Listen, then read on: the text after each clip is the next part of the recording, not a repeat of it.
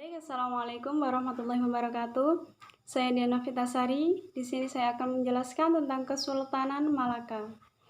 Kesultanan Malaka merupakan kerajaan Islam kedua di Asia Tenggara. Nah, Kesultanan Malaka ini berdiri pada abad ke-15 Masehi. Kerajaan ini cepat berkembang, bahkan dapat mengambil alih dominasi pelayaran dan perdagangan di Kerajaan Samudra Pasai. Nah, Kesultanan Malaka ini berkembang pesat menjadi perkembangan agama Islam di Asia Tenggara, hingga mencapai puncak kejayaan di masa pemerintahan Sultan Mansur Shah pada tahun 1459 sampai 1477. Kebesaran Malaka ini berjalan seiring dengan perkembangan agama Islam. Jadi ketika Kesultanan Malaka ini menjadi berkembang, itu juga seiring dengan perkembangan agama Islam itu sendiri. Yang selanjutnya adalah runtuhnya Kerajaan Malaka. Kerajaan Malaka ini runtuh akibat serangan dari Portugis pada 24 Agustus tahun 1511. Nah, yang dipimpin oleh Alfonso de Albuquerque. Sejak saat itu, para keluarga kerajaan menyingkir ke negara lain. Nah, pada saat kerajaan Portugis ini menyerang Malaka pada tahun 1511, nah, pada saat itulah Kerajaan Malaka mengalami keruntuhan. Selanjutnya saya akan menjelaskan mengenai kehidupan ekonomi pada Kesultanan Malaka.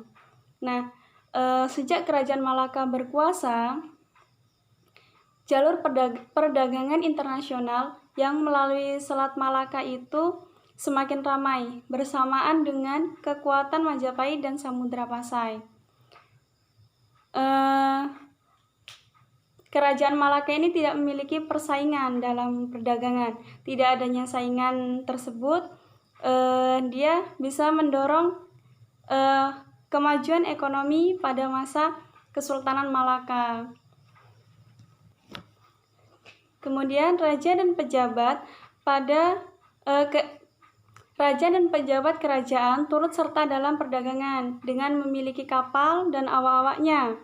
Terus kapal tersebut disewakan kepada pedagang yang hendak menjual barangnya ke luar negeri. Jadi pada ekonomi Kerajaan Malaka ini dia berkembang dengan baik karena dengan melalui perdagangan internasional tadi. Dan pada saat itu tidak ada lawannya. Jadi ekonomi itu berkembang dengan baik di Kerajaan Malaka tersebut. Warahmatullahi wabarakatuh. Saya Dian Sapalena, NIM 1830201129. Saya merupakan anggota kelompok 9, yaitu ada teman saya Dianovita. Nah, kelompok 9 kami menjelaskan tentang perkembangan dan dinamika Islam di Kerajaan Melayu Malaysia. Di sini bagian saya akan menjelaskan tentang kebudayaan Kesultanan Malaka. Oke, yang pertama adalah jadi pada kehidupan ataupun budaya yang ada di Kesultanan Malaka, perkembangan karya seni sastra Melayu itu mengalami perkembangan yang sangat pesat. Nah, karya-karya sastra yang menggambarkan tokoh-tokoh kepahlawanan dari Kerajaan Malaka seperti Hikayat Hang Tua, Hikayat Hang Lekir, dan Hikayat Hang Jebat. Perkembangan seni sastra Indonesia pada zaman Islam pada umumnya berkembang di daerah-daerah Malaka atau Melayu dan Pulau Jawa. Peninggalan karya sastra Islam ini dapat dibedakan menjadi 4 jenis, yaitu hikayat yang berupa karya sastra yang prinsipnya sama seperti dongeng. Lalu setelah hikayat ada yang namanya itu suluk. Suluk adalah karya sastra yang berisi tentang tasawuf mengenai keesaan dan keberadaan Allah Subhanahu wa Ta'ala. Contoh suluk adalah suluk Wujil karya Sunan Bonang yang berisi wejangan Sunan Bonang kepada Wujil abdinya yang mencari keluhuran budi. Lalu setelah suluk ada yang namanya syair. Nah, syair atau puisi lama yang tiap-tiap baitnya terdiri dari 4 baris yang berakhir dengan bunyi yang sama. Contoh syair terkenal antara lain syair perahu, syair si burung peringai, syair Abdul Muluk, dan lain-lain. Lalu ada yang namanya riwayat ataupun nasihat. Nah, riwayat ataupun nasihat ini memiliki cerita yang berupa kisah pelajaran hidup yang berharga untuk diteladani oleh manusia. Contoh riwayat adalah kitab Manik Maya yang berisi tentang penciptaan dunia. Contoh karya sastra Islami riwayat yang terkenal adalah kitab Bustanusalatin karya Ar-Raniri. Kitab Bustanusalatin berisi tentang kisah penciptaan bumi, masalah agama, dari hukum dalam Islam, dari riwayat nabi-nabi sejak zaman Nabi Adam hingga Nabi Muhammad, kisah-kisah raja Islam di India, Malaka, Pahang, dan Aceh sering diabadikan dalam bentuk hasil kebudayaan kerajaan Malaka.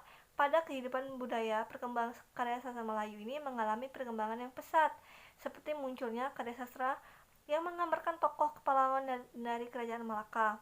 Lalu, kehidupan sosial kerajaan Malaka ini dipengaruhi oleh faktor letak, keadaan alam, dan lingkungan wilayahnya yang sebagai masyarakat yang hidup dari dunia maritim. Hubungan sosial masyarakat sangatlah kurang dan bahkan mereka cenderung mengarah ke sifat individualisme. Kelompok masyarakat bermunculan seperti adanya golongan buruh dan majikan. Kehidupan politik Kesultanan Malaka. Raja pertama Malaka adalah Iskandar Shah. Nama Iskandar Shah merupakan nama Islam yang diperoleh setelah dia memeluk Islam. Nah, kerajaan Malaka ini berkembang sebagai salah satu kerajaan Islam terbesar yang ada di Asia Tenggara. Wilayah kekuasaan Malaka diperluas hingga mencapai wilayah semenanjung Malaka. Pada masa pemerintahan Muhammad Iskandar Shah, untuk memajukan perekonomiannya, Muhammad Iskandar Shah berupaya menjadikan Malaka sebagai penguasa tunggal jalur perdagangan di Selat Malaka. Untuk mencapai cita-citanya tersebut, ia harus menguasai Samudra Pasai. Muhammad Iskandar Shah memiliki politik perkawinan, yaitu dengan mengawini putri dari Raja Samudra Pasai. Kerajaan Malaka dapat mencapai puncak kejayaan pada masa Sultan Mansur Shah.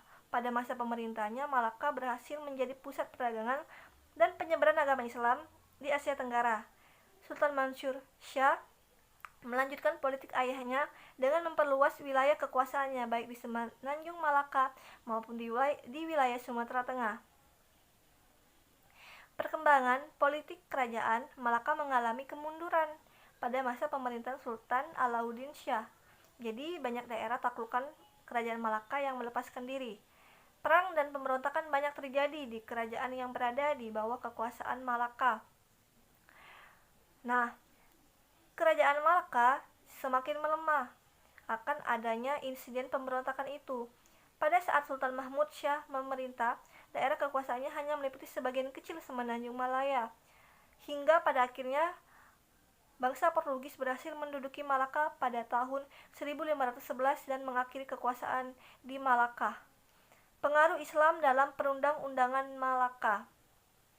Nah, jadi di Malaka, Islam tidak hanya diamalkan oleh rakyat Malaka sebagai individu, tapi Kesultanan Malaka telah menjadi hukum Islam sebagai perundang-undangan Malaka. Ada 4 hukum Islam yang diterapkan oleh Kesultanan Malaka, yaitu yang pertama, qisas, yang kedua, hudud, yang ketiga, ta'zir, dan yang keempat adalah diyat. Selain itu, hukum Islam juga dipakai di Malaka dalam menyelesaikan masalah-masalah muamalah dan keluarga. Dalam masalah muamalah, hukum Malaka mengatur masalah jual beli, riba, pinjam meminjam, dan sebagainya. Dalam masalah keluarga, hukum Malaka mengatur dalam masalah perkawinan, perceraian, dan hal-hal yang berhubungan dengan wali, akad, khiyar, ataupun talak.